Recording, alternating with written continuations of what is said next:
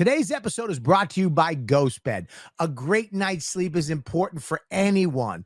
Comedian or not, GhostBed makes premium mattresses at an affordable price, all designed for a cooler, more comfortable sleep. Take advantage of free and fast shipping. There are 101 night mattress sleep trial and financing that starts at $35 a month. You heard me, $35 a month. You can get a brand new mattress for as low as $35 a month. Listeners, get 40% off all products site-wide. You can get 40% off mattresses, adjustable base, and bedding and accessories. Or get 50% off when you bundle a mattress with an adjustable base. Use promo code YKWD at ghostbed.com/YKWD for 40% off site-wide. Limited time only. Let me tell you something. There's two things I love: convenience and food. And I love healthy. Now that I'm in shape, I love healthy, great food. And here it is. Factor, America's #1 ready-to-eat meal kit, can help you fuel up fast with flavorful, nutritious, ready-to-eat meals delivered straight to your door. You'll save time and you eat great and stay on track reaching your goals this summer. Too busy with summer to plan to cook, but you want to make sure you're eating well? With Factor, skip the trip to the grocery store and skip shopping, prepping, cleaning, all that crap. It's all gone. Head to factormeals.com/YKWD50 and use code YKWD50 to get 50% off your first box. Yeah, baby. We're starting the podcast right now. We're back. You know what, dude? Live. Welcome, everybody, to the show. YKWD. I started social media and podcasting. The fact. The YKWD podcast. YKWD's back again. Old school, back in the day, where it all started. Before them all. YKWD. This podcast is so fun and crazy. It has no rules. Shut up. You're ruining this. Where's the bandana, man? I'm sorry. It's a comedy podcast. This isn't NPR. That's what this podcast does. Is there any better show? This is the original.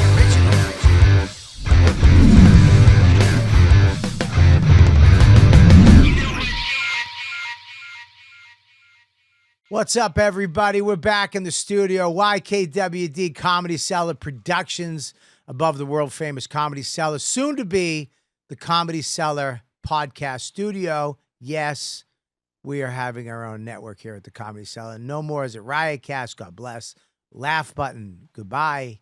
Love you, thanks so much. It's finally the Comedy Cellar Podcast Network that we are unveiling. It's not real yet, but so hold the applause. But it might not happen. But almost, maybe. Maybe studios. No, I'm very excited to be back in the studios. I got a great show today. First of all, hit subscribe if you're watching this for free on YouTube. You nickel chaser. It's okay. And make sure you comment, like, and share. And make sure if you want to watch it live, if you want to be in the chat, if you want to be part of the Patreon, patreon.com/Robert Kelly.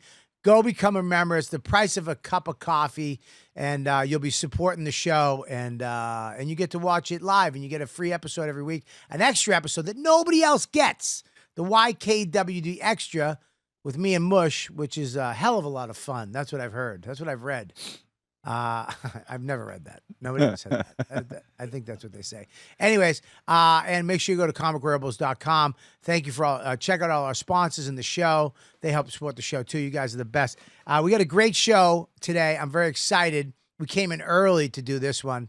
Thank you. That's how I was like, hey, he can only do. Yeah, let's go. Let's rock and roll.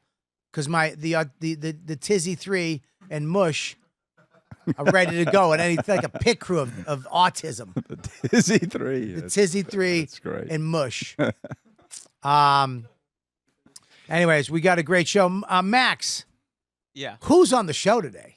We got Nimesh Patel. Woo! Listen, man, we've known each other for a long. I've known you since you were a young buck. Yeah, since Passed at the Cellar. Passed at the Cellar. 2016. 2016. That's not that long ago. No, I mean, but it's the Cellar. It accelerates the rate at which you get to know people.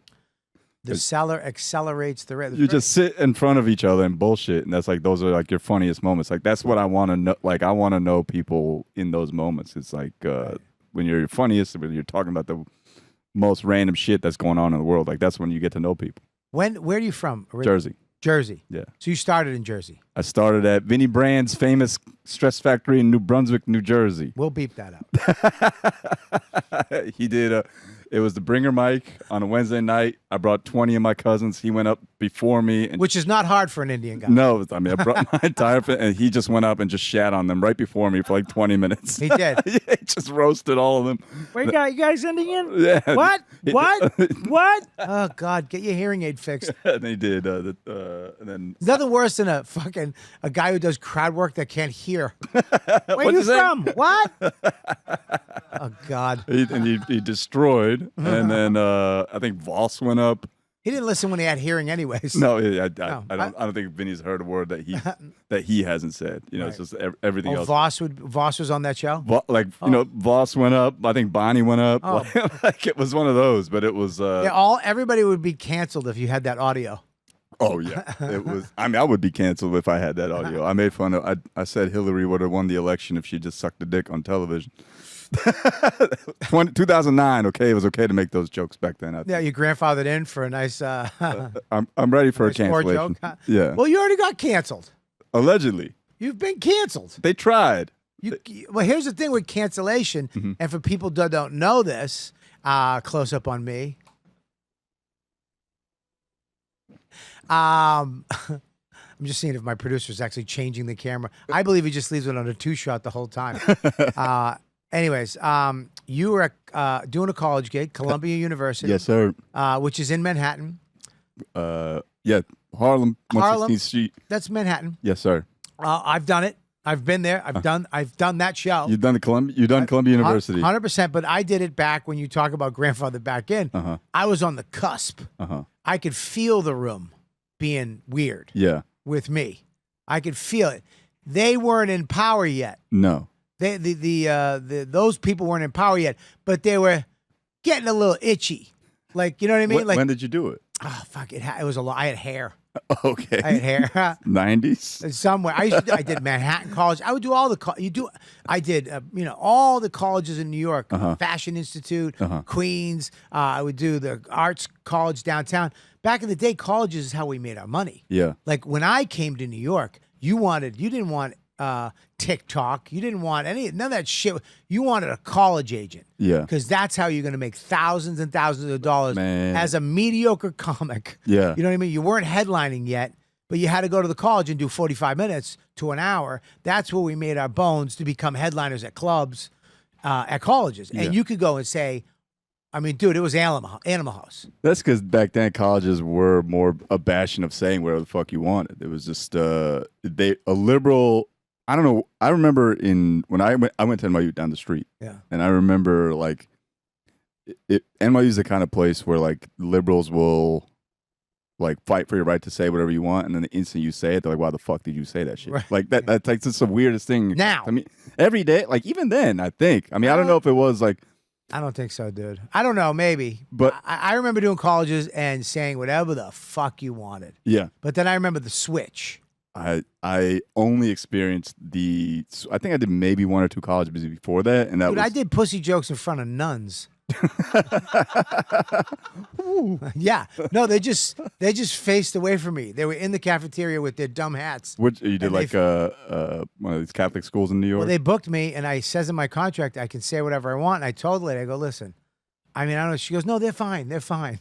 I was like, it's a nun. They pull out their rosary. So we're gonna pray for Bob. I saw one of them giggle at one of my pussy jokes. I heard that. Oh God! That was the wild shit about Columbia. It was like some of them were laughing. Explain to people what happened because a lot of people might not know. This 2018 November, I got hired to do this Asian American show. And most people don't know from Boston that Asian isn't Chinese people.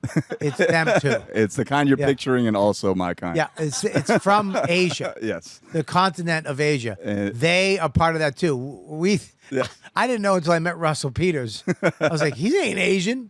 He's Indian. That's why he can do what he does. I know. But they invited me to do the show, and I was like, I walked in, and the abridged version is, I told a joke that they found homophobic and racist, but like, I don't want to repeat the joke, but it like, because I hate it now. Yeah. After doing it so many times, but like, what can we hear it? It's I'm pretty sure it's about. What was it about? It was. I said you said that women. No one would choose to be gay if they were already black, because no one's doubling down on hardship, right? Like, yeah, and then you say gays cause AIDS. That was like at the end. Was that the end? Yeah, that was the tag. Oh yeah, it was the tag. I mean, why they get so? That got an applause break. I don't know what everyone was talking about, but and like that. I'm sorry. What was the real joke? That was the real joke was that without the AIDS thing. Yeah, of course. I should have said that. Like that. So once that was like 20 minutes in, and I had done. I was doing fine. I wasn't killing. I wasn't doing poorly. I was getting my pockets of laughs. The college. College. Yeah, and it's not set up as a club. It's like round tables, a massive auditorium, 400, 500 kids like who have just seen poetry and breakdancing, and I'm the closing act. Oh, and you can't follow poetry, bright lights. That's the wrong mode. Yes. When you get somebody into a for art thou love of yes feelings, the clouds in my coffee, and then you come up and you're doing fucking and I said up front, I was like, listen, I was how old was I? 32 at the time, so I'm like 14 years older than like the youngest person there. Yeah. And I'm like, look, this is a college gig. I know how this is gonna go. I'm gonna talk to like 12 people who fuck with me. Everyone else, like, I'm blocking you out. I'm gonna pretend I'm already bombing. I already know how this is gonna go. 20 minutes in, I do that joke. Doesn't go the way it gets a laugh. Like the tag gets a laugh because I make fun of Mike Pence. The janitor. Yeah. Queers, right? You hear keys jingling. That was a good one. I'm gonna write that down. How'd it go? And there was a group of people up front that I started fucking with because I was talking about being from Jersey. Some girl was from Newark, and that I was trying to do crowd work because I was like, okay, let me try to finagle my way into the next part of the bit. Yeah. What was the crowd work? Just like I was just nice shoes, queer. Yeah. You didn't like that joke, homo? No, it was just like, hey, where are you from? Oh, how'd your parents grow up? I was just trying to get into my stuff. Just trying to get into your thing. Yeah. Exactly. Yeah, sure. But it wasn't going well. She was giving me shit. Oh. And then all of a sudden I see the 3 organizers of the event come stage left, and I was like, what's going on over here?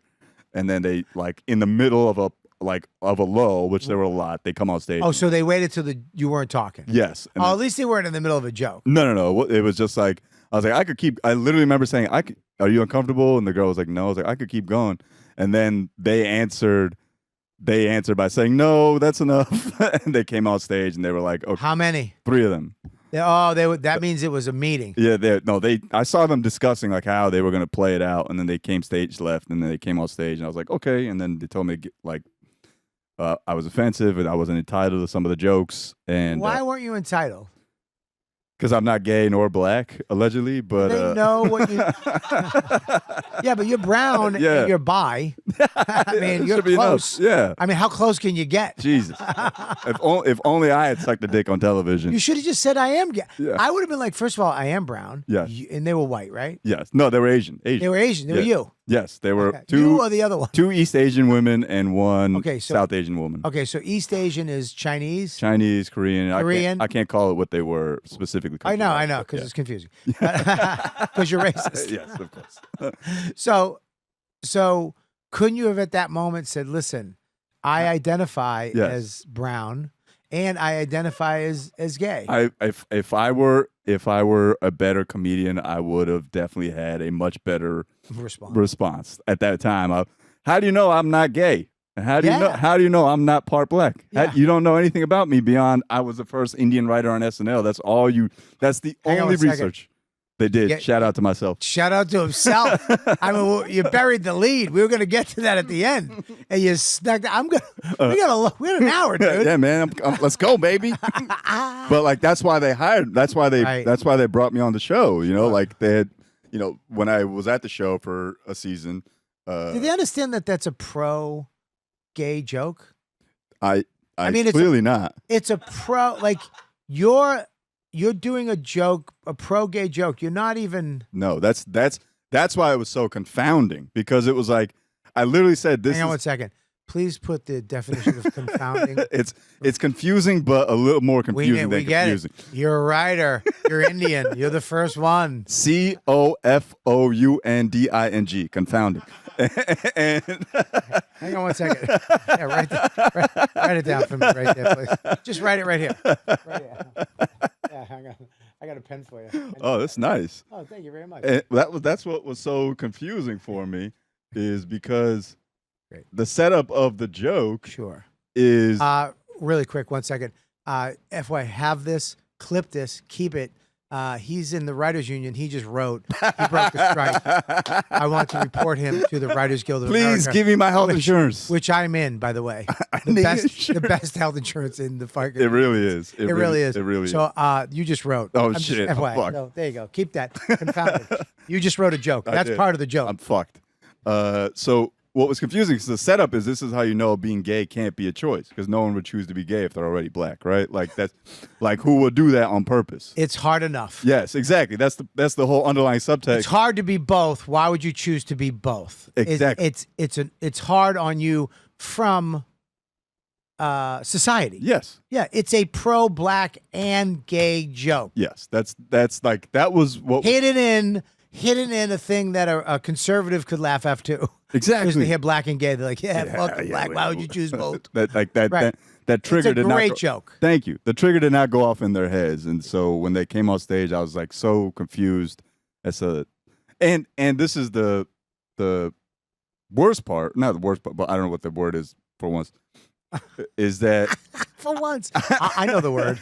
I'll tell you the word. Go ahead. The shittiest part. The shittiest part is that I remember writing that joke on stage doing a check spot at Stand Up New York. Right. Because I was on stage and I was trying to find it. Like some gay dude had just made fun of me. I used to live in Hell's Kitchen, and some gay guy would like make fun of me every time I walked past him. It was like a corner on 41st and 10th. What would he say? Just, why are you wearing that? You know, just like goofy shit. Like, you know. What the fuck is that? What were you wearing? Just like my socks didn't match, you know, just like stupid, dumb. Like he was trying to hit on me, but like I remember going to Stand Up New York, being on stage, doing a check spot, and like trying to find it, and there was a black man in the audience, and like we started going back and forth, like, oh, this is how you know you can't. No one would choose to be gay, because like, why would you choose that if you were black already? And the guy, he started laughing. I was like, oh, I got something here. Sure. And so when I was on stage, I explained that to them. I was like, I got this joke from a gay black man. Like, we wrote it on stage together while I was bombing at Stand Up New York. And I found something and the room lit up. I was like, oh, this is something funny. Yeah. And unfortunately, I explained the joke to them, like to the people on the stage. And then, you know, they asked me for closing remarks. I said some goofy bullshit about how the world is this and how you can't expect everything's going to go your way kind of shit. Like, I was trying to be an adult. You tried to give a speech? Yeah, I was trying to be an adult. So they cut your shit off? Yes. They were like, nah, we're good. Yeah. You tried to give a Martin Luther King speech? Yeah, I tried. You tried to change the world? I tried to change I tried to go into a bit. Can you give me the speech right now? No, that's blacked out from my brain. You can make it. You can make it up. It was Can I do it? Please. Listen, kids. Can you play some really soft music under this? They don't have it. With the American flag He doesn't waving behind him. He can't do it. Every other show, every other podcast I've ever been on, they come up with music right away. It would take him 30 minutes. And then I would be like, make the screen bigger. Not so loud. Turn it up. Turn it down. Not down more. Up a little bit. Right there. It's like asking my wife for a back rub. Right there. Over. Left. Down. Up. It's not worth it. I'm sorry, man. But like I had gone into a bit about I tried to save it with a bit that I'd done. You tried to say, so you kept going after they told you that's enough? I tried to make a bit sound like something on the spot that I thought of, like as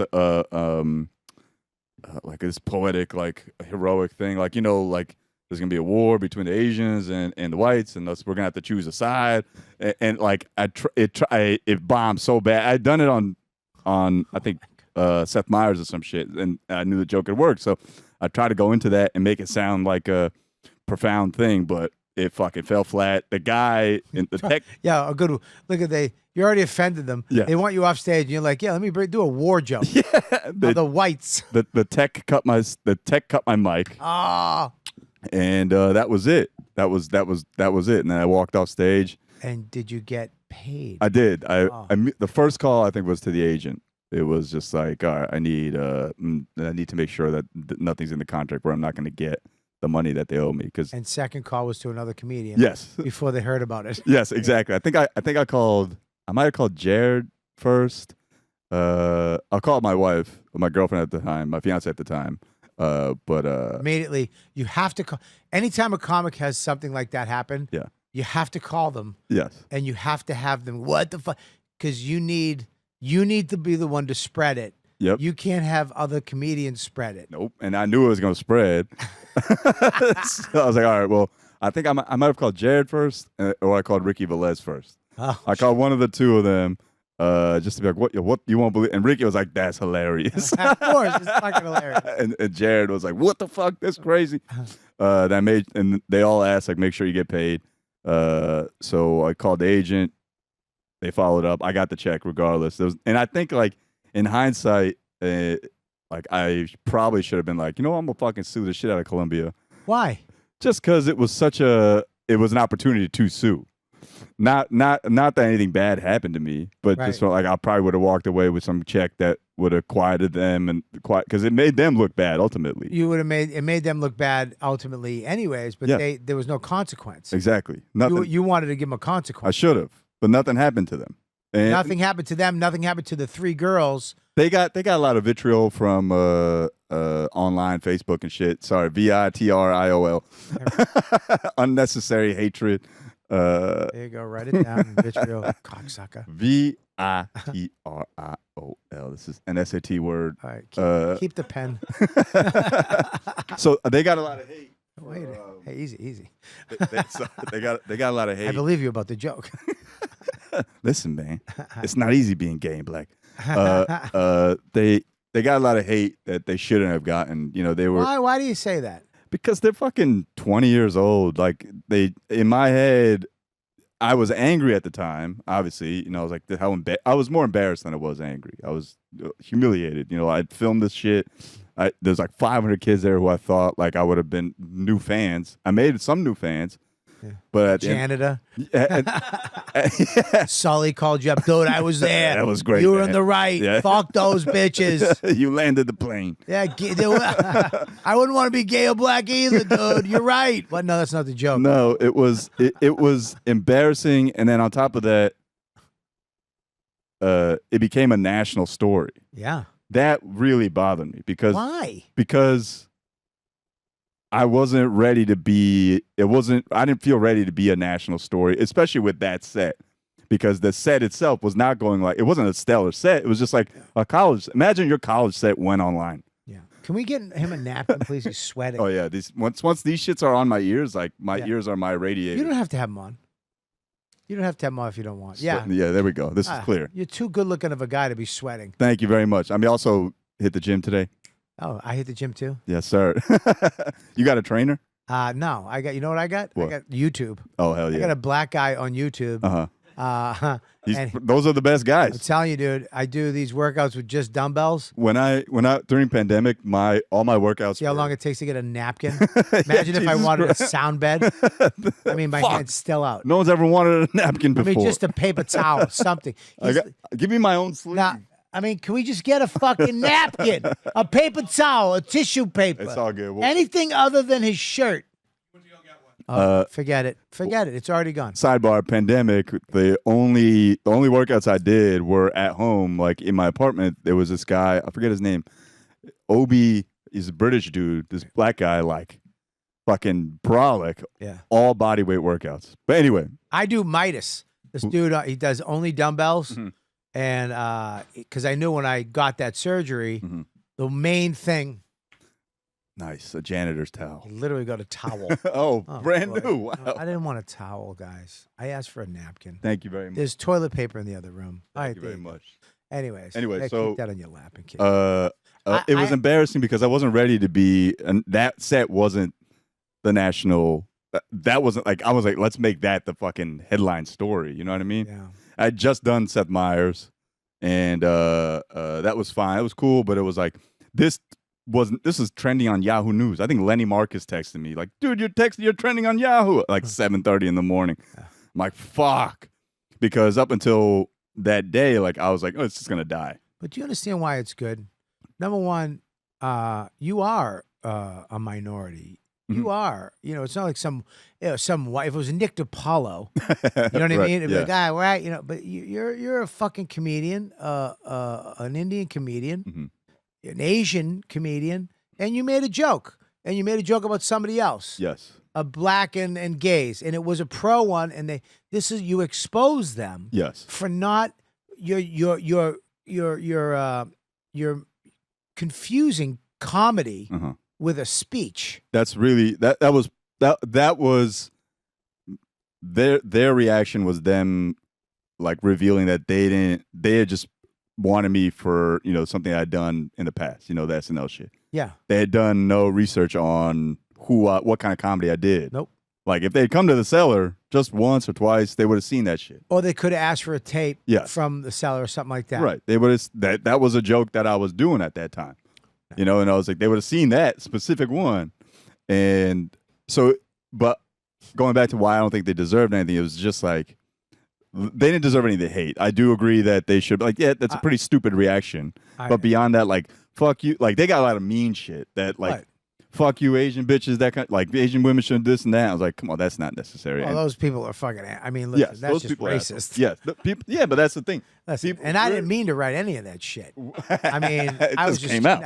Hey, I appreciate the support, Bobby. Look down at Lenny Marcus. But it was just one of those things where I understand what you're saying. Listen, when something like that happens, it opens up the floodgates for all these assholes to come in and tack. It felt like everyone wanted to make me a martyr for some shit. Like the reason the story went national is because Columbia's got a big journalism school. One of their journalists who had graduated, forever ago, was then at the time writing for a right-wing blog. And she picked it up. And when she picked it up, she was followed by Tucker Carlson and all these people.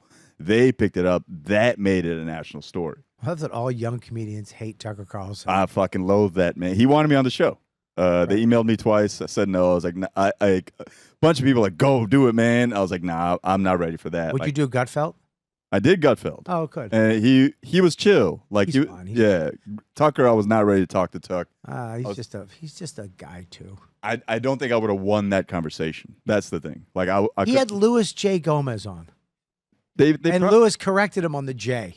He's got a sense of humor. He went, it's J. Did he flick his bow tie around? Dude, he literally called Louis Gomez. He went, it's J. He went, what? It's Louis J. Gomez. If I'm not going to let Rogan get away with it, I won't let you. Yeah, but Louis is an intimidating man. He really is. He looked like a prisoner. Yeah. He looked like he was on there. If you didn't have the sound on, you'd be like, oh, he's talking about prison reform. He's holding him hostage. Yeah. No, that's actually one of the cartel leaders. This is why you can't let us out. Tucker's agreeing with him. But it was a national story at the time, and it wasn't. I didn't feel like it was ready to be a national story. But then when Rogan texted me, I was like, yeah, all right, I guess I'll go do Rogan. Yeah, I'm good with that. Take it off, man. I mean, we got it. We did that before. And so once that happened, I was like, okay.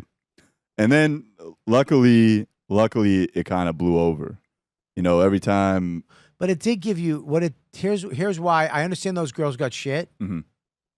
But when you do something like that, you're thinking that you're in your own little bubble, you're in your own little world, and you can make somebody feel like shit. Yeah, maybe you can go out and make somebody. Hang on, you can go out and make somebody feel like shit. Cut your mic, make your little decisions in your little world, and okay, it's only gonna. You offended somebody. Okay, great. You made a mistake right now. Yep. You fucked up. You don't even know what you're talking about, nor did you even look into the joke or think about it. And they got consequences from that. Yeah.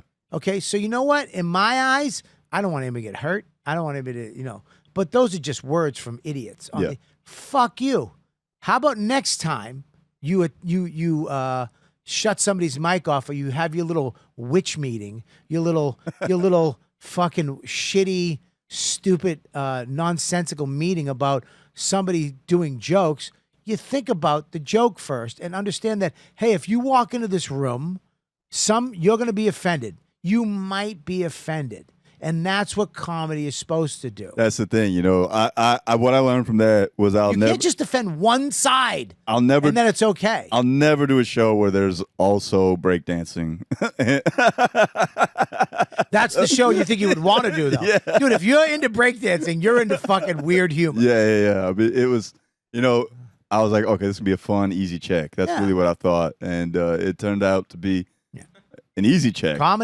We need to protect comedy. When you go to a college, you need to have a thing up when you go up and say, listen, if you don't like offensive, if you don't like to be offended, if you get offended easily, that's how you need to phrase it. If you get offended easily, you should leave right now. Right. Because this comic's going to come up and they get to say whatever they want in the art of comedy. If you get to show a photo of a guy sticking his fist up someone's asshole, or if you get to, paint somebody's cock and somebody else sucking it. Where are you going?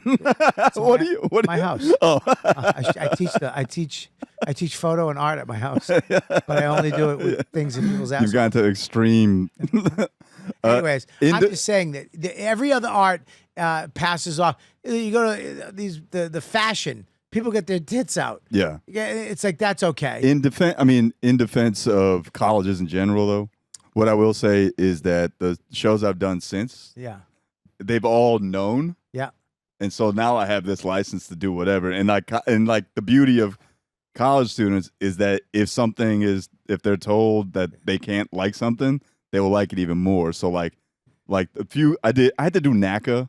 The national conference. NACA is the National Association of we talked about it last week. If it's I had to do the national conference. It's huge.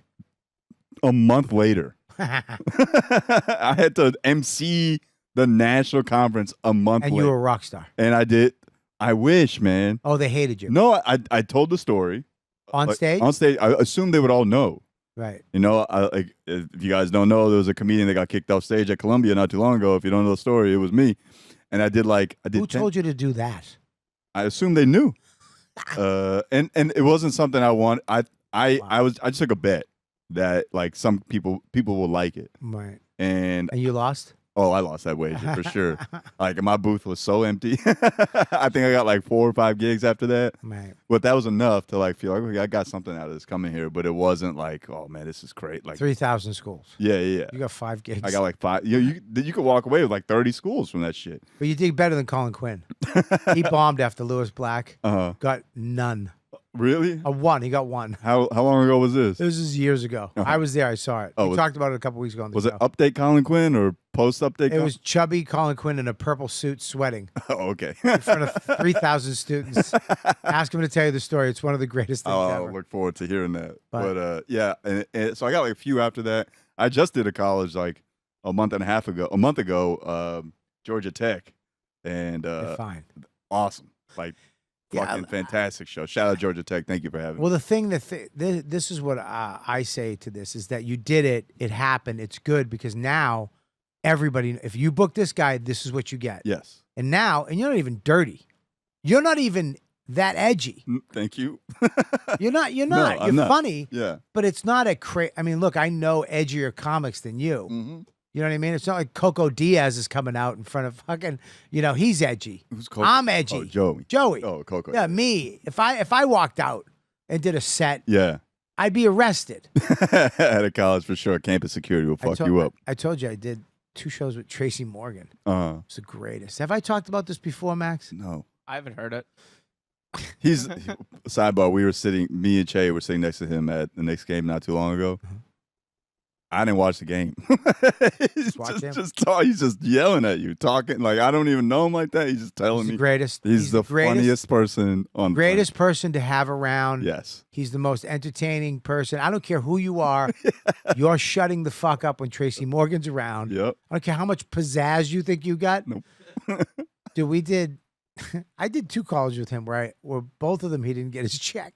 Oh shit. Yeah, one Sam Houston University, black school.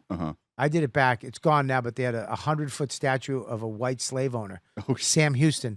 So as you pull up to the school, it's just this big statue of this white slave owner. They took it down since. It was weird. Black school. Why would they have that? Because it was Sam Houston. This is what you're working against. Well, no, he founded the school. Uh-huh. But, I mean, look, everybody was a slave owner back then. Yes. But he had the school. It was his school. It's a black school. And they honored him. But then they were like, hey, maybe we don't need to have. Yeah. They kind, you know what I mean? Yeah, yeah. Back in the day, they were like, oh, it's a nice statue. Is it? You know what I mean? But anyways, it's gone now. But we showed up, black school, which I love doing because it was always fucking either killed or died. Yeah. It was a real, I mean, it's like a club almost. Internal thing that was going on before you went out there. Like I always had to, I'm on my game. You're on your game. This is game 7 and loser goes home and you don't want to bomb in front of 1,000 black students at a black college. No. Because it's bad. You'll hear about it. You'll feel it in your liver. Right? So they come up to us before, they go, hey, you have to sign this contract to be clean. You can't be dirty. And me and the other comic are like, all right, fine. It's $5,000. Yeah. I need the money. Yes. I can do 20 minutes clean. I could do it. I don't care. And so we signed it, and Tracy signed it. He comes out after. He's like, yo, we're artists. We're artists, man. We gotta be said what we want. You can't put chains on my words. Right? That's good, Tracy. Yeah, Right? yeah. And we're like, Tracy, he's like, yo, we got a band together. We're a gang. We're a comedy gang, like Comedy Express. Three Musketeers. Right? I was like, dude, I can't, Trace. I signed it. So I go out clean. The other guy goes out clean. It's not the great, but it's great. Fine. Yeah. He goes out 5 minutes clean. Then he's bombing. Then he goes, you ever fuck a girl so bad your dick go in her kidney? We were like, what? Yes, we have. He goes, you got to take your dick out and wipe it on the curtain. And the father comes home, why is there blood on my curtain? Dude, you saw a black lady, you hear her feet clicking, high heel feet, walking across the basketball. The kid who booked us had the checks on his head. He slid down the wall like, no. He grabbed the checks, ripped them up. Oh, no. Tracy came off, that was all right. We did good, right? You're like, no, dude. No. Then the next time. But they didn't pay you either? They didn't pay. They paid us after. We had a fight to get our money. Of course. Because I didn't, you know what I mean? Yeah. You didn't say, yo, fuck a girl so good, you put a dick in her kidney. I did some shit about scaring people. Oh, okay.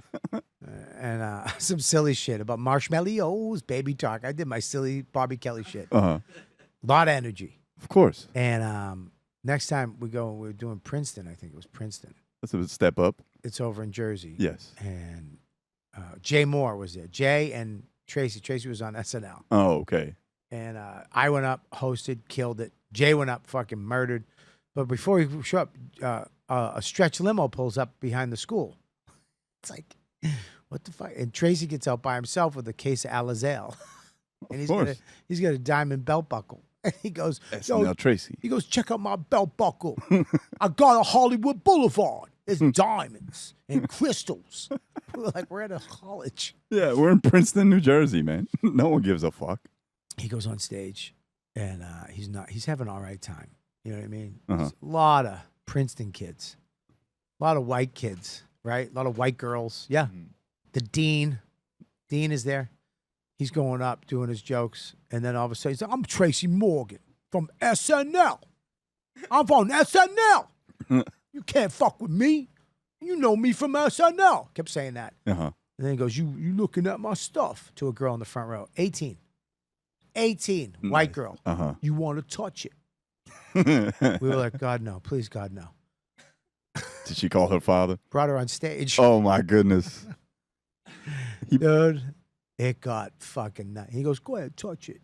And you could see the cops and the dean were like, fucking. Because if he made her, he was getting arrested. And they started booing.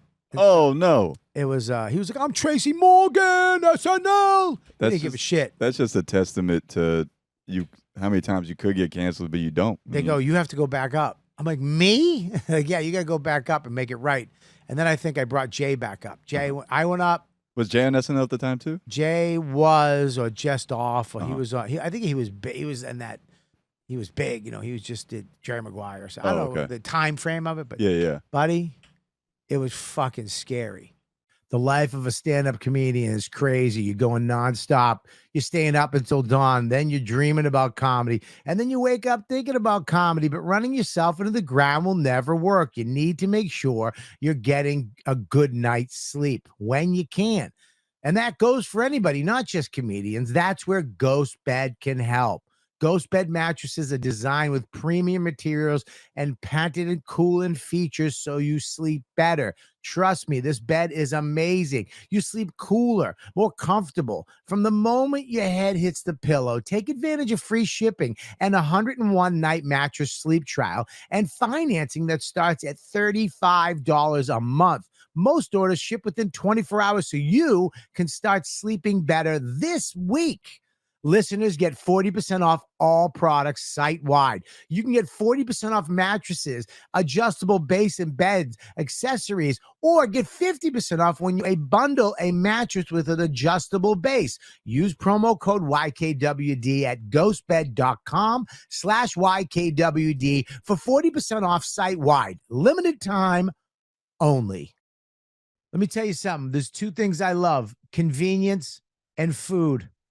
And I love healthy. Now that I'm in shape, I love healthy, great food. And here it is. Factor, America's #1 ready-to-eat meal kit, can help you fuel up fast with flavorful, nutritious, ready-to-eat meals delivered straight to your door. They offer delicious flavor-packed options on each menu every week to fit a variety of lifestyles, from keto to calorie smart, vegan, veggie, and protein plus.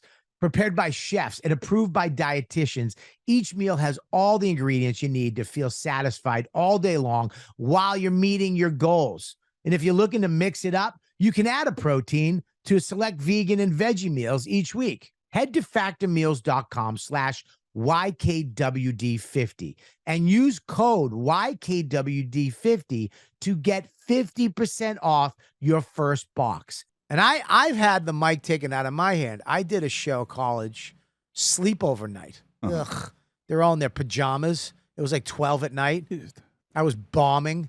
The girl, I'm bombing.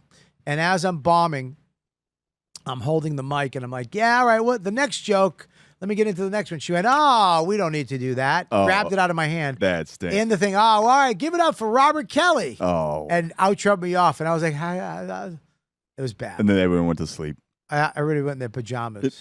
What I like now about at least what's happening with comedy is that a lot of these colleges have budding comedy clubs. What does that mean? Like new people who want to do comedy, like they start the comedy club, or they start this is the students who like jokes club, and so they'll like aspiring stand-ups or aspiring comedy writers, and they end up booking the shows.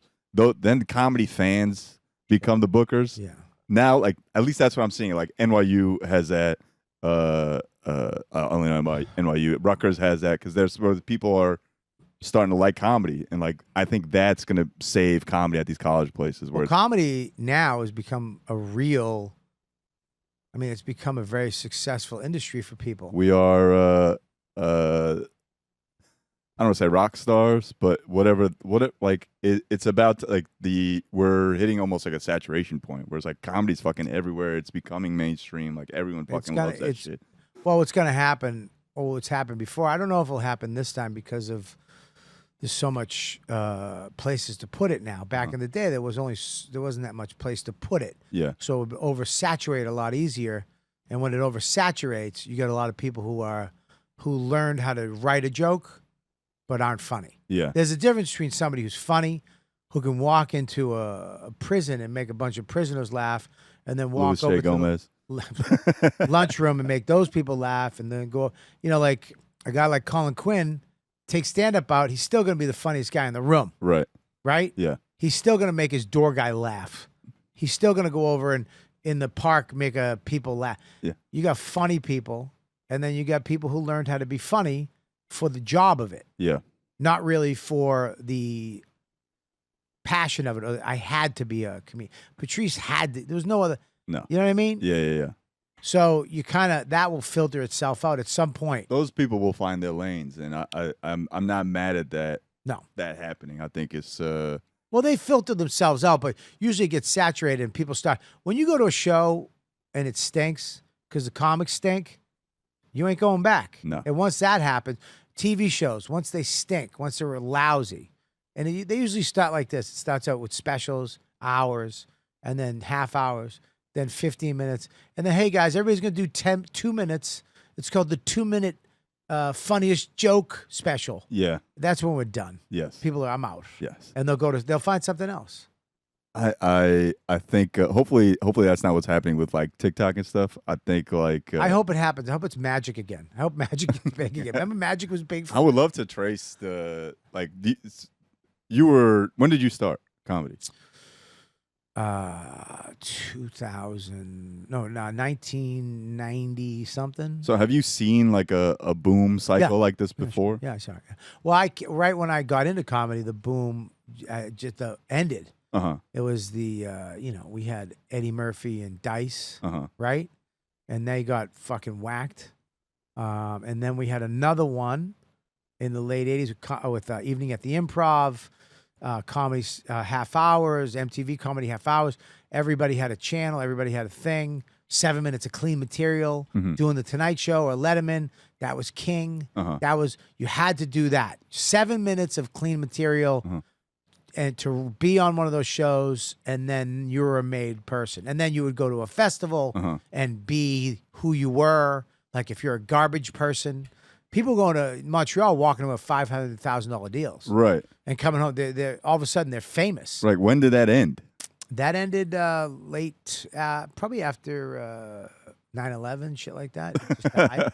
Well, comedy died. Comedy had a reboot after all that. Yeah, okay. So maybe if it's in like 20-year cycles, we're probably in like the decline. Beginning of the end kind of. Yeah, beginning. I would say so. There'll be a point where it's like, all right, not everyone can be a comedian. Like everyone needs to chill. Well, Caroline's is gone, right? Yeah. Caroline's used to have a Christmas party that was the biggest comedy event in New York. Being invited to the Caroline's Christmas party was like you made it. You know, and the Cellar couldn't even fill a Saturday night. Yeah. I was hosting at the Cellar till 3 a.m, and there was like 8 people. Now they have 6 comedy clubs. Yeah. So it's, you know what I mean? There's yeah. that cycle. Everything comes to an end. I saw Dave Chappelle was the first comic I ever saw live, and it was in 2004 at the Cellar. At the Cellar. Wow. I was walking past. I went to college here, so I was just finished my finals. I was getting pizza. Nerd. Yes, and I was walking past, and they were like barking people in. For Chappelle. Tuesday night. Or anyway, yeah. Yeah. And they're like, "Hey, Chappelle's on stage, $20." I was like, "Dave Chappelle's on stage for $20." I'm like, "All right, sure." And I went downstairs. Dave is right there. You walk in, I have my backpack on. I got this fucking beard. He's like, "Your skin's a little too olive. I'm going to check your bag." I was like, He should have been canceled. I was like, "God damn, man." I sat there for like 20 minutes, and then I was like, "I got to go, man. This is great." But that was the beginning of the Cellar. Yeah. That's how the Cellar got its popularity. It's like, that, and then Louis and Tough Crowd and those guys you just pop in. They'd be like, and they use it correctly. They'd be like, "Oh yeah, Dave Chappelle's on right now. Louis C.K. is on right now. Yeah. Seinfeld is on right," and people would go downstairs and be like, "Oh, it's real. It's fucking crazy. It's real." Yeah. But what I wish I had the bug then, because What's so funny to me, dude, is that you walked in with your backpack and your stupid terrorist beard, right? Yep. And a piece of pizza, and you just sold out the Beacon, right? Town Hall. Town Hall. Yeah. You sold it out. 2 of them. So almost one Beacon almost. You sold out 2 shows at a theater. Yeah. Think about that. Think about that from when you were a college student. Yeah. Somebody told you Chappelle's on stage. You come down, you do it. Now you're selling out theaters. Thank you. Yeah, it's been a confounding arc that I've taken, but what does it mean again? No, I mean, I'm very grateful, but again, that's all. I don't discount the luck I've had because I think is it luck or is it your life? Both. My whole life is I'm very lucky guy. What now? You say lucky. Is it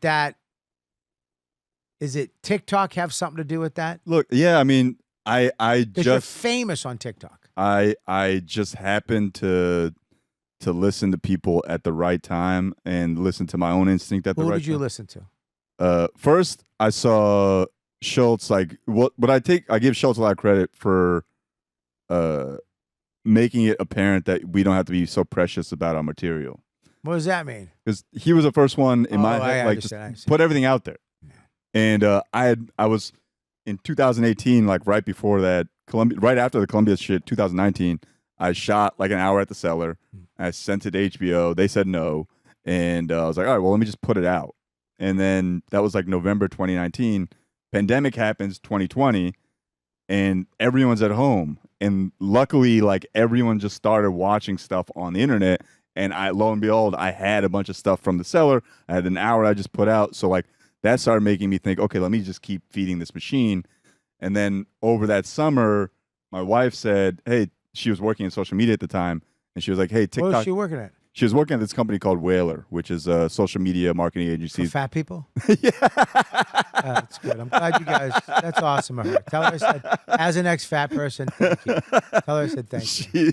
She was they do influencer marketing. For fat people. Yes, for fat people. Because they can't use their hands on the phone because their fingers are too fat. They tight. use their fins. Right. And they have to use chopsticks. she said, hey, there's this new app, TikTok, like everyone's using it. It's going to be the next thing. And I didn't listen. Yeah. But then a few months later. Is she from China? She's from Connecticut, so close. So, and then another comic friend, Sahib Singh, who had made his own. He's from China. Yeah, he's from Baltimore. So another. But he's Chinese. Yes. Okay, good. And It'd be funny if he was Irish. he's fully Indian. Just got fucking mean parents from Boston. Yeah. Dude, let's name this kid fucking Hip Singh. Yeah. What? So yeah, it'd be hilarious. Hip Singh fucking McGillicuddy. It's just a brown kid, long hair. Hey, Sahib. So he had made a name for himself on TikTok doing like sketches and stuff. Right. And so he was like, you should use TikTok. And I was like, oh, okay. My wife had said it. And obviously I did the thing of not listening to my wife originally. Of course. Why would you? You're a man. Yeah. And We don't so listen to those broads. Right? Come on, huh? it's gotta be a dude. Yeah. I only listen to dicks. Yeah. And Well, the dish is piling up. Yeah. How much time do you have to tell me what to do? Right? Do I need to give you more? you don't more? listen to me. I don't listen to you. We Is got a the relationship. vacuum broken? What the hell are you talking about? TikTok. So How about tick and talk? Get back into the. So I had my editor clip a bunch of shit out, and luckily, again from the Cellar, all those clips that they so graciously give, Sure. and they started taking off, and I was like, oh, this is. What was the first one that took off? What was the joke? It was a joke about an Indian cop. I saw an Indian cop the other day. I said, Indian cop, huh? Who? No, how'd it go? Fuck. Can you do me one favor before you ahead. finish that? You keep playing with your shorts and pulling them up higher and higher. Sorry. And my dick is getting. It's working for you? Yeah. All right, good. I think I'm This into. towel's for more than one thing, Yeah. you know? Can you stop raising? You keep pulling your shorts up and playing with your junk. It's this underwear. Yeah. Stop. Anyway, It's freaking me out. I'm sorry, Bobby. I'll put my hands right here the entire time. Thank you very much. I forget what the joke was. It's something about an Indian cop. Okay, so it took off how? How? My first TikTok was me just bullshitting to camera, like I was doing like a parody of a Kanye song. I was like, his Jesus album had come out, Yep. and so I made a joke about that. But then the second one, I put stand-up clips out. The second one, I did some joke about an Indian cop, and this was when TikTok was still allowed in India, and It's not. It's not anymore. It got banned because they have beef with China. And Good. yeah, it's not allowed in India. I'm sure there's some Indian clone, but I'm glad somebody else has a beef with China. yeah, but we could talk about that. But then we have to cut the cameras. Yeah, we're not gonna put that out there. they that clip got like 500,000 views in a few days, and I was like, that's crazy. And so I just started putting mad shit out there, and all of them started doing really well. Right. And then I had some dates lined up in March of 2021, like from like pandemic that had been pushed. And I was like, okay, well, let's see if I can't use TikTok to translate to tickets. So I started saying, hey, I'm coming on my stand-up clips. You can write like on the TikTok, you can write text. It's like, hey, I'm coming as part of the clip. My stand-up is finished at the end. Like, hey, I'm coming to Houston or whatever the fuck. I started seeing people comment, oh, come to Texas, come to Houston. When are you coming to Houston? and I started selling a lot of tickets. I was like, oh, then like I kind of just anecdotally understood if I name the ANE. Just write it. If, I'm gonna look it all up after. if How do you spell it? ANEC, help me with- I'll help you with I the can spell, but I can't. I can help you with the strength part. Anecdotally, I think that's how you spell There it. you go. Great. I just started realizing that if you put city names in it, Just twist. No, city. Okay, great. if you put city names, Yeah. the algorithm will get distributed to That city. Yes, Ah, fuck. that was my Annie. that was my kind of secret sauce. Annie, you listening? And what like that started happening, Uh-huh. and so I started selling a lot of tickets. Right. And then I was like, well, I'm gonna keep feeding the machine, and I had again tons of clips. So I just kept doing that, and that I've been doing that since 2021. I want to say something. I've done that, Uh-huh. and I started out and I did a couple clips, and one of them got 1 million something, Mm-hmm. and then it just died. That's the thing. Like you'll get shadow. Like my clips right now are doing poorly. But how, I don't know. who's doing this? Who knows? It's something. It's somebody. It's somebody. They keep blaming it on some algorithm, something that doesn't exist. And I believe it's something. I believe that somebody somewhere and some person, Yeah. Asian. no, easy. No, I love Asia. All of it. Somebody pushed something, clicked something, did something next to mine. And I'm telling you, I used to get, I was in the board. I was so on fire I had agents call me, hey man, like I did it. Yeah. Like they were going, hey man, I checking your social media, congratulations. Yep. And I was like, thanks. I don't know. And then they shut it off. It's That I want Elon Musk to buy it all. if Buy it all, and I want them all exposed. this is a great Trump impression right now. Buy it all, because I want them exposed. Listen, DeSantis, he's not a good man. He's a little man. He has guns. His wife is hot. I'd bang her. But listen, the thing is, TikTok. It was, like it took me a few months to not be obsessed with it because the first 6 months of it, I was going fucking nuts. it makes you feel good. Yes. It makes you feel good. And when you start selling, all we want to do is sell tickets. Yep. Just come to our shows. That's it. And to go to patreon.com/Robert Kelly and become a member of my Patreon, you fucking YouTube nickel chasers. Become a member of the Patreon. You'll see us talk all that Asian shit that we said we'd cut the cameras for. It was. Are we gonna do that? If you want, yeah. If it was, Yeah, go ahead. it was 6 months of me like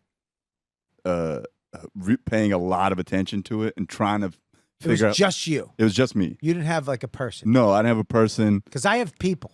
It took. I mean, none of them look me in the eye when I talk to them. Because you call them all the Tizzy Gang. The Tizzy 3 and Mush. It took me so long to like not be obsessed with it because it was driving me nuts. Yeah. I would go to bed thinking about what comment I had to leave and then wake up thinking about the same comment. You have to comment. I was commenting you have to be, engagement is key. Can you pay somebody to do this? Yeah, I did. That's what it took me a while to like find someone to do that. So you have somebody. Yeah. Okay. And now I have because I know certain comics have companies. I had a company for a while. Okay. I had a Crowd Surf. Shout out to them. They were doing like, What's up? Crowd surf. yeah, they were doing, they did a great job. They brought me from, I think I was at like 300,000 followers to like now 1.2. But They did that. a lot of my guidance, but yeah, they were the execution arm. Like they were like, And they cost like $3,000 a month. they cost a good amount of money. Yeah. But you can do it yourself or hire somebody to do it. Yeah. I mean, yeah, you can do it yourself or you can hire somebody to do it, but it becomes a lot because it's every day and it's like a very tedious thing. And that was driving me fucking nuts. And I figured if I'm paying that much money, the return is worth it because I'm selling out clubs and theaters and shit. And so that ended up, I had that relationship for about 2 years. I just hired my own guy who does like editing, is like a bit cleaner. He costs a little more, but he's also more aware of the trends and I can talk to him directly. So it's a guy this is his job. Yes, this is his job. Great. and that was the sauce. Like, and it was just putting stuff. Because I hire aspiring comedians to do all my stuff, Uh-huh. and at one point they're going to tell me to go fuck myself. Yeah. Yeah, Mush is on the verge right now to go. Hey, dude, I'm out. Because I didn't want a comic. Danny doesn't want to be here ever, but he pretends. Uh-huh. Max has no choice for a while, and Joe just likes cheese.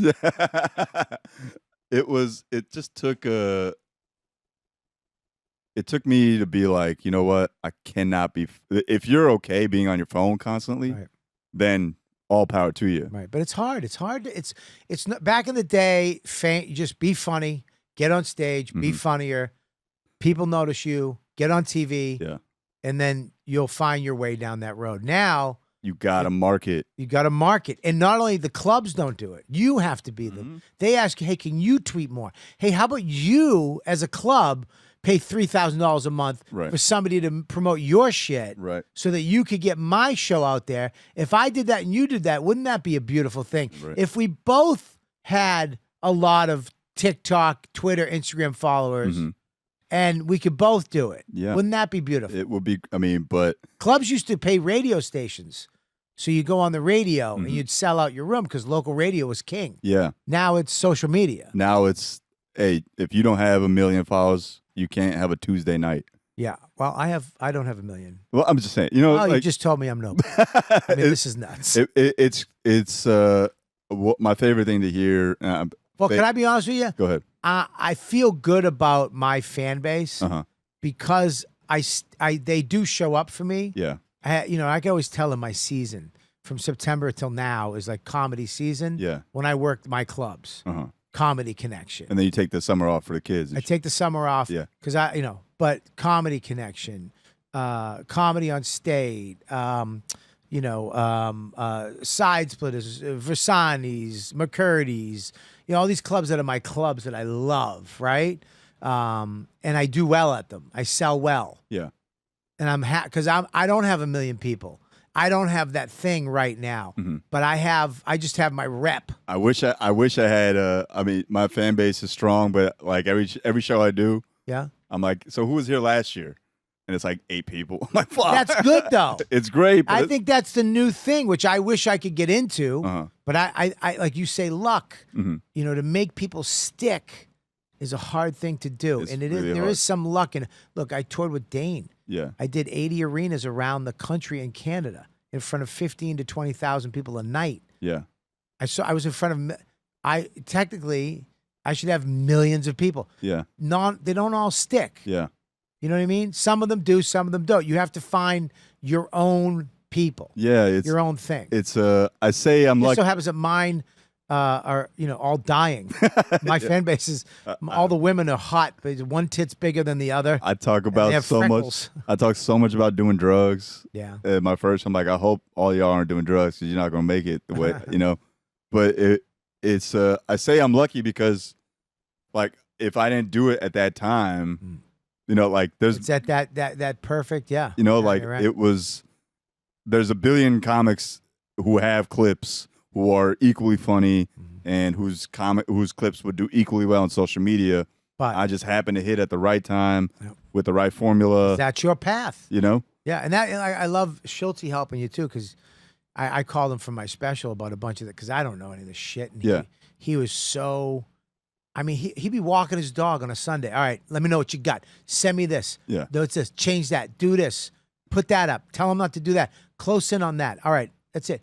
Like he would, really take the time for a simple little weird. That's like, I was playing he would take the time to do that, which I'm glad. He's done that with a lot of He's people. done with a lot of people. He's got a slightly different he's got the resources to do like quality and quantity. I was playing a high quantity game. Like I was just every day 1 or 2 clips. Yeah. Just high volume numbers game. I'm playing a low quality and a low quantity. Yeah, you Yeah. can't play like Kwame Brown. You got to chuck up shots. See that guy over there that can't look you in the eye? He does my social media. Well, Danny handled my coffee quite well, so thank you very much for that. Yeah. Actually, Danny's really good. He's good. Mush helps too. These guys are great. Yeah, they're doing a good job. Yeah. But like it was, I just got super lucky, and I hope the luck continues. You know, like Well, can I ask you a question about like I got a bunch of stuff I want to ask you too. We got fans from the questions. yeah. Two things that happen. Now, your writing process. Do you wake up every day and write? Because you're the first Indian Mhm. or Asian hmm writer Yeah. on SNL. I was, yeah. You was. Yes. How long you been writing on SNL? I wrote for a season. I was only there for season 43, so 2017, 2018. And then you bailed. Yeah, I didn't bail. You got fired. Yes. Well, you get fired, but it's not fired. They don't sit you down like, hey, you're done. They say they just let you go. They don't Yeah. bring you back. Yeah, exactly. I didn't get rehired. Is the polite way that I tell my parents. Why don't you think you got rehired? I felt They don't like Asians. Yeah, I think I had too much. I had too much Indian food in the office. Oh, right. I tell you what though, your food stinks. It's delicious. It's delicious. I love Indian food. But I lived on the 5th floor of the on 40th Street in one of the doorman building. And we had an Indian family down the hall. Boy, did you know what they were having for dinner? Hell yeah! And you're like, can we have some? I mean, it's good, Yeah. but it smells. Didn't you? Wasn't your? You guys really take that spice trail. What is it? The spice. You love your spice. hell, goddamn right we do. You guys don't love your spice. That's the problem. We got salt and pepper. Yeah, that's it. It's so sad. Butter, salt, pepper. There's so much oh, wait, other shit. and cinnamon. I love cinnamon. That's the secret. Wasn't your when you did Louis and you talked about that the Bang Bang? Yeah, we went to an Indian. Yeah, went to Indian restaurant. Well, he goes, "What do you want to do?" And we picked it. We picked Indian. And man, do I love Indian. Yeah. God damn it. I'll take you to the two of the best spots. I went to Indian food 3 times in my life. That's it. That's it. That's it. 3 times. I'll tell you, the first time I dated an Indian girl. And she, oh man, did I love her? But she was too much. She was too smart and you know what I mean? Too good hair. No, she wanted a doctor. God, of course. She wanted. I was a stand-up. She saw me at the cellar. We went on a date. She took me to this restaurant. I had to sit down on a pillow. I was like, oh, that was real. Oh, damn. I was like, listen, I don't sit down on pillow. I'm from Boston. I'm like, give me a chair. She put you through the test real fast. She took me naan bread or some of the bread and the sauce, and I was like, this is the craziest shit ever. I loved it. I'm gonna bring you. I gotta bring a bunch of cellar comics to the spot. There's a spot called Sema right down the street. Yeah. Only Michelin star Indian restaurant in the country. And then Dhamaka, which is on the Lower East Side. Regular. Not Michelin star. Not Michelin star, but should have one. Okay. It's the same ownership group. The second one I went to was at Bananas in Poughkeepsie.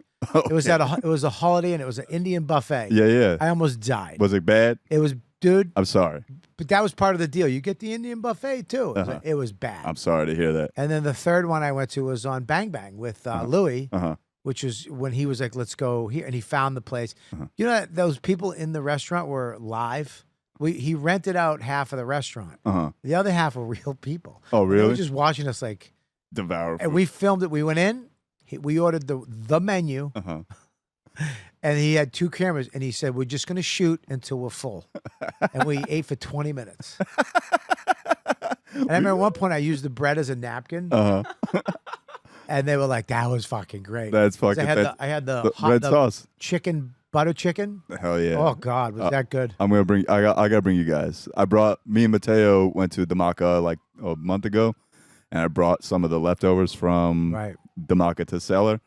Gone in like 2 minutes. So I love Indian food. This is the best Indian food in the country. So you got let go. You didn't get rehired, right? And are you still cool with those people? Oh yeah, I mean it was just Saturday night this past Saturday night that Che did a show at City Winery. Right. And I thought it was just gonna be a stand-up show, but it was all the SNL people that were still in town. Yeah. Like they all went up and did stand-up or sketches or whatever. It's Che's awesome. such a great guy. It's the best. I mean, even though he moved up to Westchester and has never invited me to a party, literally called me, hey man, I'm in your neighborhood. We're gonna hang this summer. Not a word. I mean, he hasn't answered my calls in years, but I see him like once a week, twice a week. I'm gonna call him right now. Call him. See if he answers.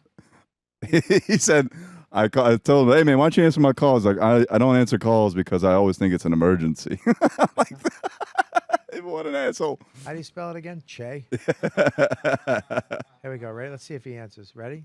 Go ahead. All right, here we go. I'm just gonna see if he answers. We're calling Michael Che. See if he answers my phone call. If he does, he's a good person. If he doesn't, he's off my list. We're done. What time is it? 1. He might be yeah. asleep. Asleep it's at 2. 1? It's 2. It's 2. Nope. Not gonna happen. Because it's after the 3rd. Mm-hmm. I'm going to leave a message. Should I leave a message? Go ahead. I mean, what? Who does it? It's me. It's Bobby Kelly. You're a fucking nothing. Your call has Ah. been forwarded to the messaging system. 9. All right. Well, oh. Do the rest. That would have been hot. Right. Real quick. You have one nut. Thank you. Yes. I have one real one fake one. You have so you have the fake one, They put a prosthetic in. and you had Staminka cancer. I had a testicular cancer. Staminka cancer. Staminki cancer. That's the Italian way to say it. Staminki? Staminka cancer. No, I'm gonna- One of your staminkas is bad. It's gone. How did you find out? My birthday night Oh. It was in February 2022. I had just come off like 13 show run in California and Texas. Wow. And I was in New York for like 2 weeks. Feeling good. Feeling fantastic. Made some money. Made like more money I'd ever made in my whole Your life. parents are happy because you're not the doctor or Yeah. engineer, but you're making more money than they thought you were gonna make. I'm working. You're working. And I just shot a special in December. My first one, Thank You China, because of TikTok. Thank you China for all that shit. And I don't know why. I mean, America's the one who gave you the shot. yeah, I mean, I don't know why you're thanking China. no, you're right. I mean, we're almost. I should have called it Thank You America. Probably would have done a lot Did better. you call it Thank You China? It's called Thank You China. That's the name of the first one, of course, man. Wow. And This is nuts. I had just come off that tour, and I'd done like 13 shows. I was in New York for my birthday, like 2 weeks off, hanging with my sister And you were and my wife and my you were sucking your own nuts. Yeah. And something felt off. and I was like, this is bigger than I thought. It was just like I was drunk Oh. and I was taking a leak at my apartment. I was like, this hurts. And it struck me as extra odd because if you're drunk and you're in pain, like that means something's really wrong. You're not supposed to feel anything when you're drunk, right? Yeah. And like I'd had a hernia before, and so I thought it was a hernia, Mhm. but something felt wrong. I was like, let's just go to the hospital because I had Writers Guild insurance. I could do whatever the fuck I want. We could get airlifted out of here if we wanted I right took now. that away from you. It's gone. Please, He wrote. I need it. He wrote. And I just went to the hospital. They gave me the ultrasound. They found a mass, and I was like, it didn't register as anything. So you had to get your penis your testicles. My balls ultrasound. Okay, so here's the thing with this. This is my problem with that. You had to take your junk out in front of people. Yes. Did you fluff? No, man. So was it small? It was cold, and Is it a hanger? oh, it's a grower, not a shower, man. It was Okay. he was having a timid night, but you know the lady who ultrasounded me was super cool. Were they uptight, or was it like putting bubble gum on a plate? It was. I don't recall what it was, but it was not a comfortable situation. Yeah, wow. And they ultrasounded my wife staring at me while they're doing it. And I had to get my penis checked once, and they were like, "Pull it out." I'm like, "It is." No. it is. They were like, "Stretch it." Talk to it. I'm like, "This is this. What do you mean stretch it? What do you want me to do?" We need more surface area. Yeah, they were like, "Pull it, stretch it." I'm like, "Leave me alone. Just look." And they found a mass, and I didn't think anything of it because I was like, there's no history of that in my family. Oh, wow. And I know a little bit about just in general, like testicular cancer. I'm outside of the window for it to be anything serious, right? Because Like, you're Indian. yes, my doctor cousins. You're and a all- doctor, right? And you know, the window is like typically 18 to 34, and I'm 37. So I was Yeah. like, okay, maybe it's not. Maybe it's just a mass, Yeah. benign cyst. Go the next morning. They tell me to call NYU because I went to NYU hospital, and they tell me to call NYU because they're trying to keep the money in the family. That's how this shit works, right? Yeah. Call them. They say it's gonna take 2 months. 2 months to see a doctor. I was like, "What the fuck out of here? 2 months." Sidebar: my urologist tells me later that the reason they tell you like 2 months, and this is like really sinister, so I don't necessarily fully believe it, but I also kind of believe it, is because there's more money in the chemo than there is in. Yep. And I was like, that's fucking crazy. That's actually coming out now. People are starting to reveal that the doctors get paid Mhm. through the chemo. Yeah. So yeah, the chemo. I don't know what the percentage is, but the percentage of healing people with chemo is very low. It's like such a sinister, and it goes back to that Chris Rock bit. It's like there's no money in the cure, the money's in the medicine kind of. Yeah. And that But luckily, I have insurance and I have doctor cousins. So I just called one of my cousins, like, hey, do you know a urologist? He connects me to his urologist buddy. Urologist sees the ultrasound, but he's like, listen, it's probably a benign cyst. Doesn't look like anything serious, but just get blood work. That's all you need. It's blood work to determine if it's anything more than that. Within, 24 hours, I'm getting blood work. Another 24 hours, the results come. They rush them. They find a hormone marker that says it's cancer. Oh. And it's like when people have like cancer, it's like in the thousands. This hormone number, my number was 35. Usually it's literally 35. You had 35. I had 35 like micro units of this hormone out of like, whatever it's supposed to be. They're like, it's cancer. If that hormone it's supposed to be 0 in men. It's a HCG that makes placenta grow. Mm-hmm. It's a germ cell tumor. So you caught it right at the beginning. Like weeks. Weeks. Yeah. And, wow. And they were like, get it out. And I told my parents. How do they know what nut it is? Because that's the mass it was on. Do they have to suck them? Yeah. This one tastes a little. Imagine that was a fucking test. There was some. They had higher porn stars. That would. Now every man would get checked. Oh my god, I get checked all the time. If every dude had to go to my urologist. You had to go in and go 1, 2, 3. 3 cancer. It was, and so once I told my parents, oh wow, my dad was like, okay. What does your dad do? Owns a liquor store. Okay. And my mom works in real estate, but also is like a chemist by trade. Wow. And she's always like questioned the science, because she was like, she said, okay, if it's cancer, sure, we'll take the ball out, but make sure it's cancer. Make sure it's cancer. How do they find out which nut it is? Because it was on the ultrasound. That's the mass. So the mass is on which side? The right nut. So your right nut, they're like, oh, there's a mass there. Yeah. And they checked it, and they're like, we got to take this. Yeah, because that's the only thing that would be causing the hormone to go up. The hormone to go up. So they cut it out. And do you get to keep it? I wanted to keep it, turn it into an NFT or something. But no, they gotta chop it up. It'd be funny if you just went to a park and threw it like a tennis ball. Somebody's dog just went and grabbed it. It's a little lychee candy size. They brought it back to their owner. Like, what's this, Jacob? Oh, sorry, excuse me. That'd be a TikTok right there. Throwing my every time I look at a ball, I'm triggered. They took the ball out, then they did a hormone test again. Hormone went back down to 0. Like, okay, we got the correct thing. You got the right nut. And it's now like. Did they put the new nut in then? Yeah. So you had to pick your nuts? That's the thing, man. I don't know if I was blacked out or whatever, but they just put one in. They didn't ask if you wanted like an Adidas nut. No, they didn't. A Louis Vuitton nut. No choices whatsoever. Do they make? Did you look in after? Like, did they make like a Gucci nut? Like, could I have gotten a better? I wanted the Balenciaga ball. No, they with the bees on it all over. No, it's just the doctor was just like, you get a nut, like have Chase sign your nut and then put it in. We go together now, man.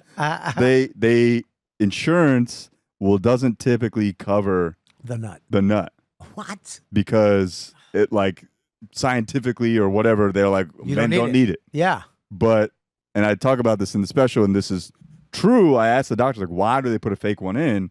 And he's like, because psychologically men need to. Psychologically? Yeah. They're like, if you have one ball. Especially if you come to the Comedy Cellar. Yeah. Hey. One nut's here. Walking a little lip-sided or whatever, fucking lopsided. But it was the doctor. I just woke up and I was like, yo, what is this? I thought you took one out. He's like, no, I got you. I put a fake one in. He gave you a used nut? Yeah. I feel strange urges. If you're out, he's just going through a draw. No. So yeah, I'm going golfing this week. How about that one? Took it back. Yeah. That's a good one. That's a good one. And I was like, why? It's so big. it's so much bigger. It's bigger than the other one. And I was like, why? And he's like, I figured you wanted a bigger one rather than a smaller one. You know? No, how about the same size? He tried to match it. But it's a little bigger, and I was like, thank you, doctor, for that. But I do not recall having the conversation Right. of him putting one in.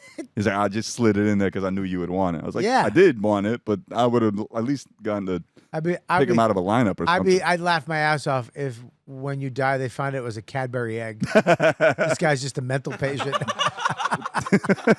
I was like, I knew you. I just stuck it in. I got you, man. It's- He's like, hey, Sarah, watch this.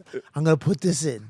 Happy Easter. like the Junior Mint episode of Seinfeld. Someone was like watching from above and dropped the full on fucking Cadbury egg. This is crazy, man. It was that was the funniest part of just like waking up and finding a nut. And then I did the cellar like a week and a half later. Of course you did, because you're a fucking dirty comic. I had to go up And talk about it. and talk about it almost immediately. I remember I hadn't been to the cellar in like months.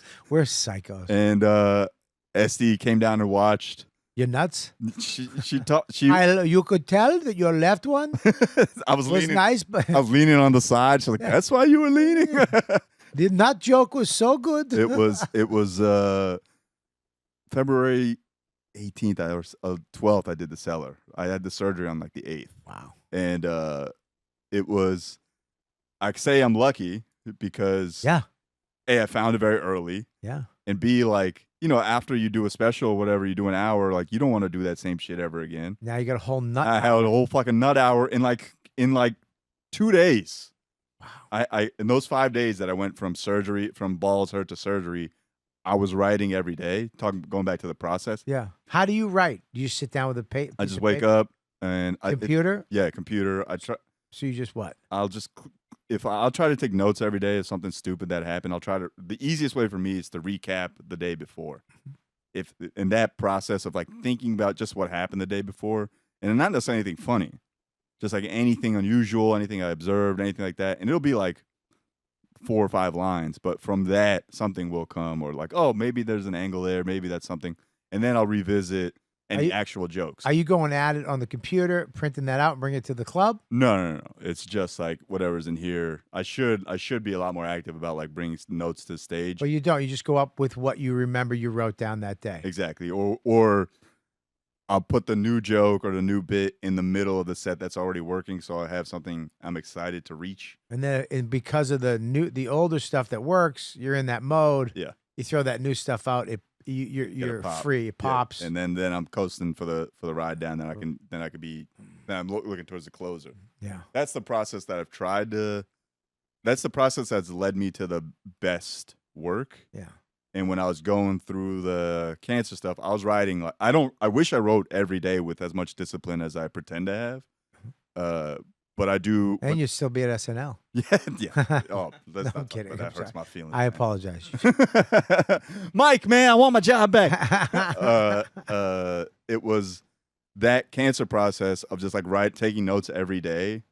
Because I knew, when you're going through something, like as a comic, you're like, oh, this is gonna be something. Right. Something just happened that is something. And when I was going through that, I was like, this is something. Yeah. This has to be something. Otherwise, why would it be happening like this? Yeah. And every day something stupid happened. Right. Every day something insane happened. I was like, I cannot believe, like, when I left this out of the hour, but this is true. When I went to get the blood work, this was like peak Ukraine-Russia time. Like Russia had just invaded Ukraine. Mm-hmm. The woman that was taking my blood was this Eastern European lady. And when she was about to put the needle in, she like dropped the needle. And I was like, what are you doing? She's like, I thought you were going to hit me. I was like, what? She's like, yeah, the biggest men come in here and like they just have wild reactions to needles. And she's been like slapped before. I was like, oh, this Eastern European woman's been through some shit, dude. She's seen some fucking hardcore dude. Flinched. She dropped the needle. I was like, that's fucking nuts. Go have a cigarette, lady. But so every day. Should have hit her. Yeah, sure. Man, I missed my shot. Why'd you talk to me? Yeah, I missed my chance. Oh my God. But it was every day something crazy was happening. My grandfather calls that the good old days. Just hit women with needles. And when that happened, like when I was going through that writing process really helped me. Yeah. Process what was going on. Sure. Because that, people tend to ask, like, what did you feel? Like, did you have any like emotions towards the whole thing? Yeah. And honestly, like, I didn't. Like, I don't know if that's the crazy in me or if that's the comic in me or whatever it is. It's once you're a comic, Like even people like Chris Rock, he never went on anything, never did anything. We had Sherrod on. He was like, yeah, because he knew he had a new. This is going in your act. Yeah. This is going in your act. Right. Yeah. This is it. This is it. That's how you feel it Yes. through funny. And I was like, oh, okay, this is like, that's really what it was. And again, like going back to the lucky part, is like, I knew, like, before I discovered I had cancer or anything like that, I was really concerned about going back out on the road.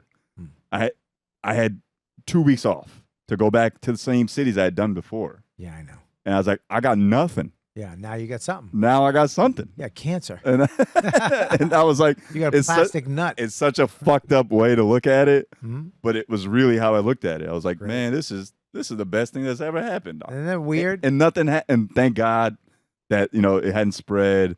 Not yet.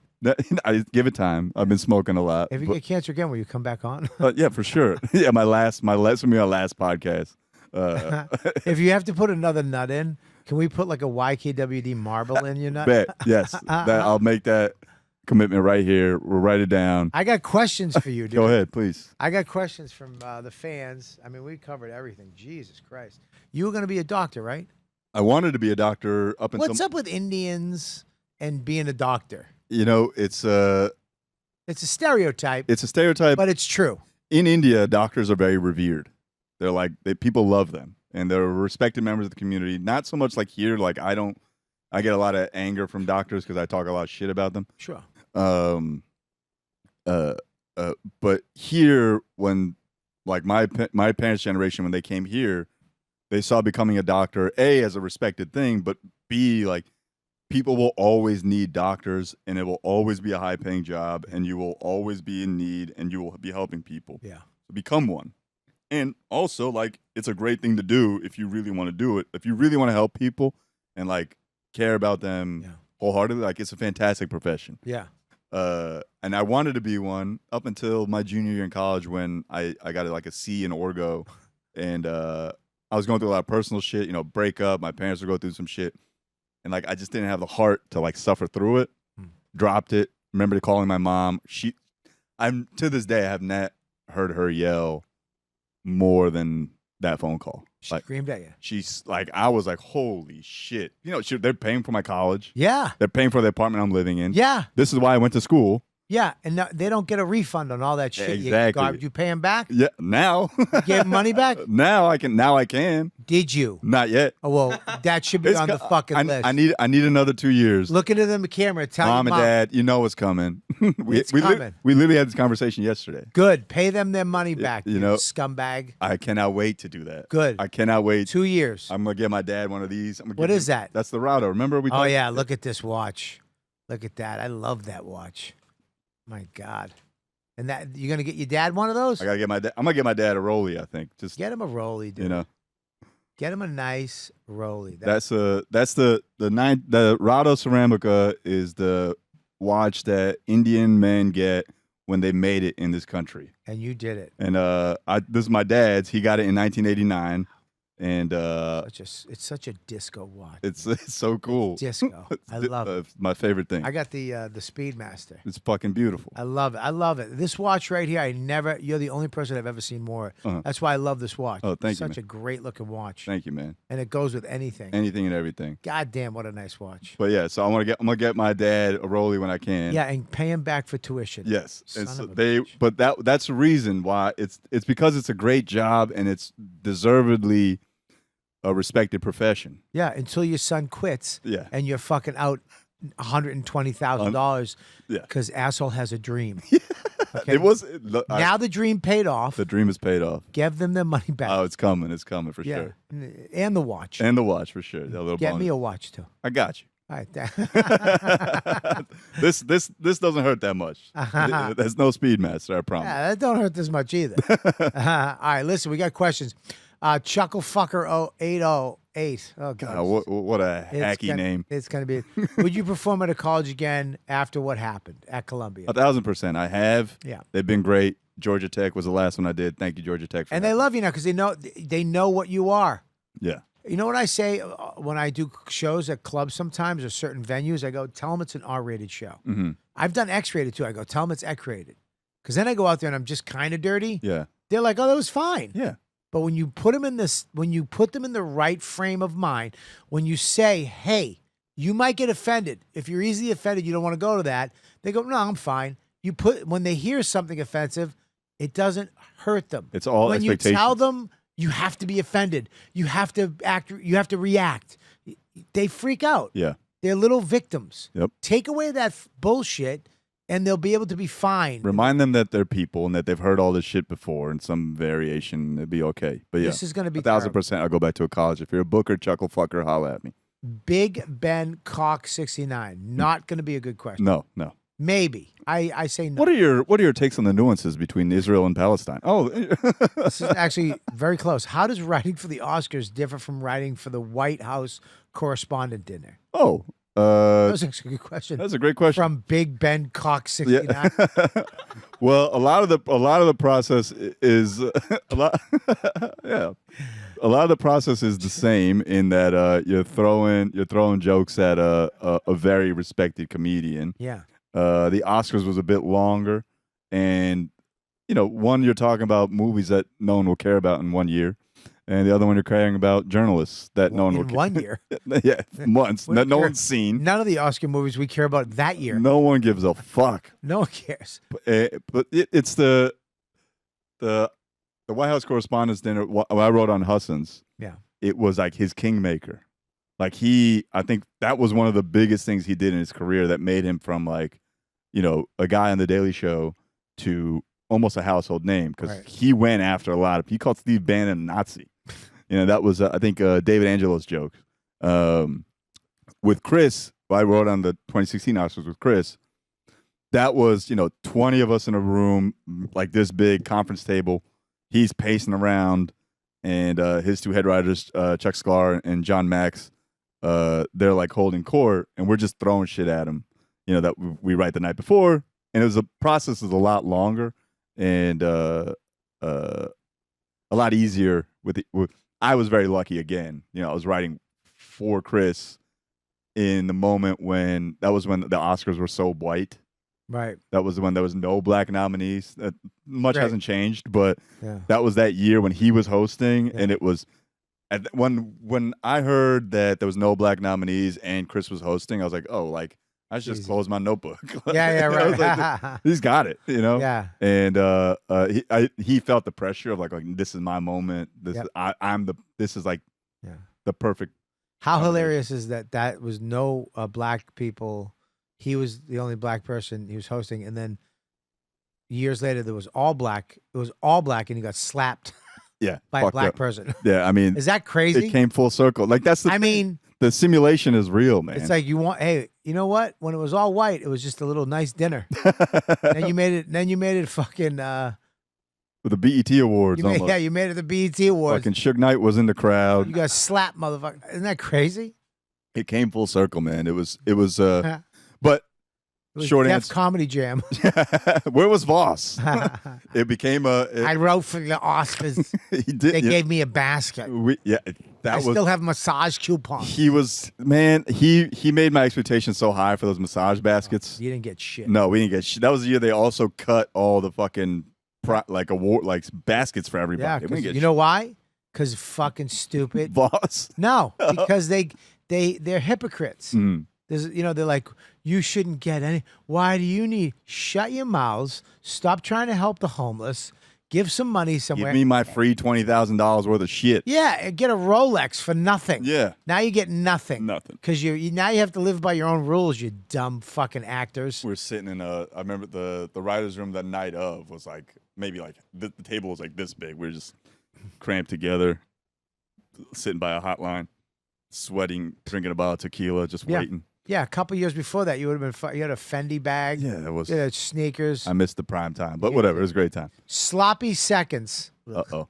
Do you have any interest in writing for another sketch show or late night? I would definitely after, during pandemic, I had a writing job. I was writing for A Little Late with Lily Singh, which was a combination late night sketch show. Yeah. And that was a lot of fun. Unfortunately, the show got canceled, and but So you're a go-to writer now. People go to you to hire you. I was very fortunate at the time that my new manager made a call and they didn't even know I was available. Right. And I've been available. I've been on strike for like 3 years, guys. And so they called me and I was like, yes, I would love to do that. And it ended up being writing a lot of sketches. Yeah.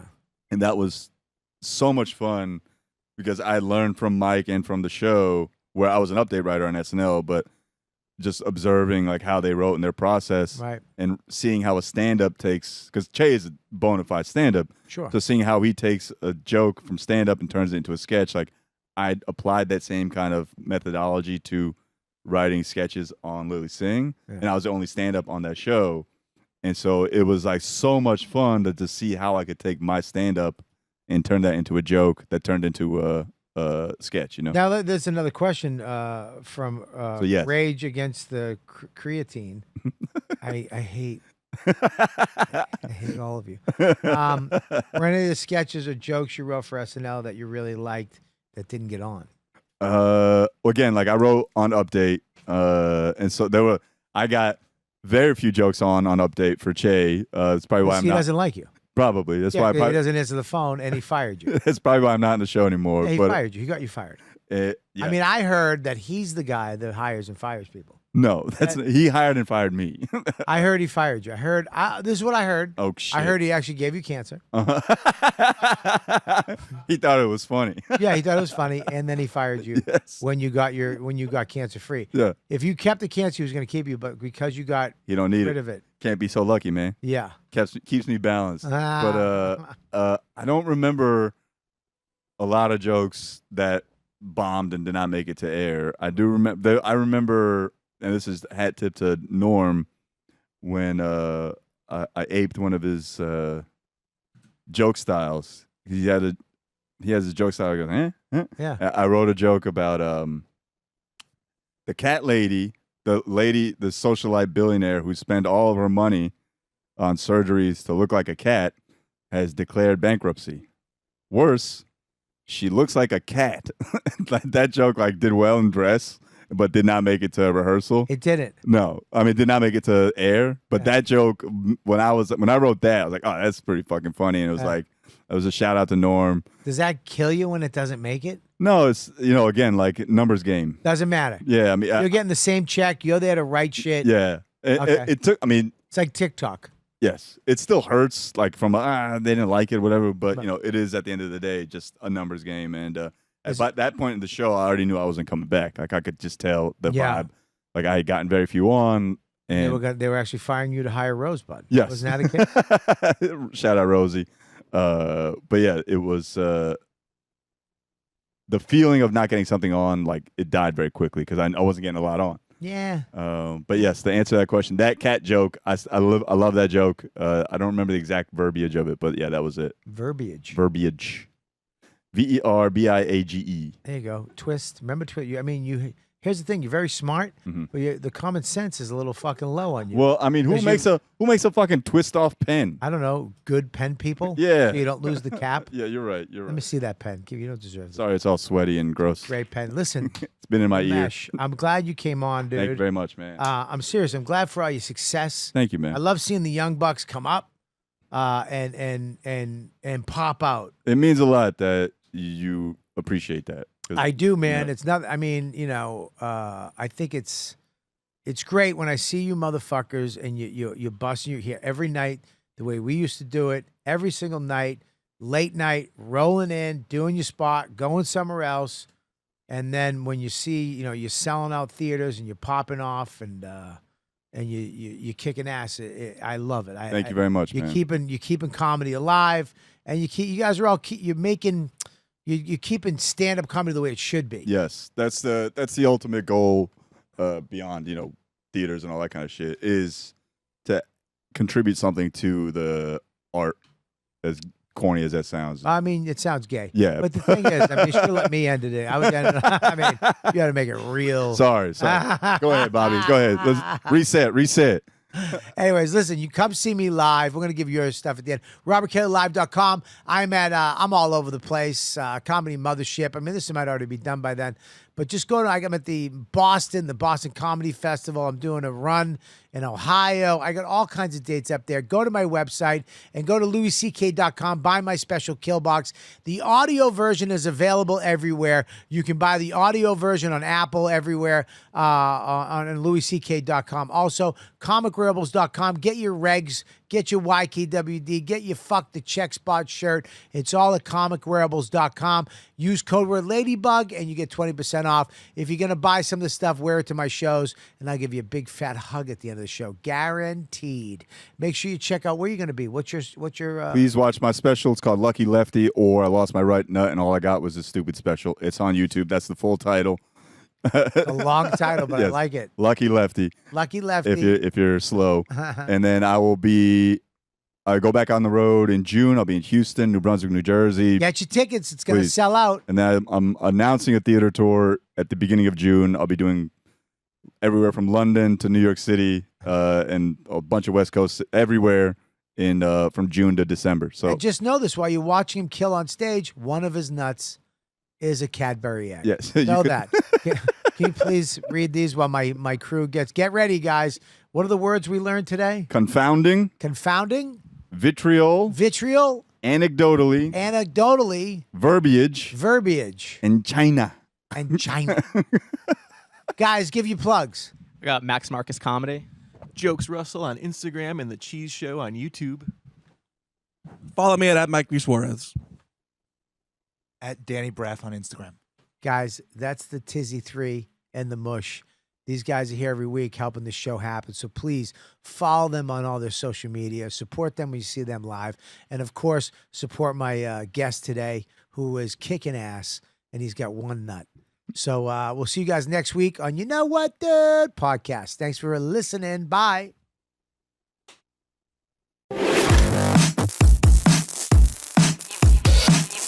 You've been listening to the YKWD podcast. Thanks for listening. Now go back to your shitty jobs.